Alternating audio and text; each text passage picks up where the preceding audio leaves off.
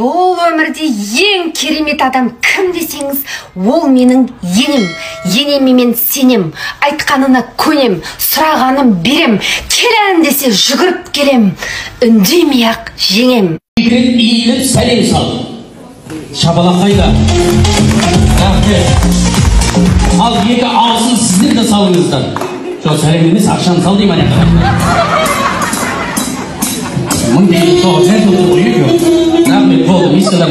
Так, Таразға кетіп бара жатыр. Ақшаларын салып алып қашып барады. Әй, ақша берген дұрыс маған әлі.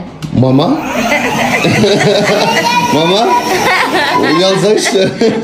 Бердің ба, берген жоқтың ба? Мен сізге кеше ғана... Қалқам, берген жоқ деп бірді. Сізге кеше берді. Қалқам, айтыңыздаршы, айтыңыздаршы. Мен негіз кеше Елдарға салып жіберген ақшаны. Мамаға берді. Маған ба? Екеуі вообще. Лично мен Елдарға перевод жасағам сізге ақша берсін деп. Как естетіңіз?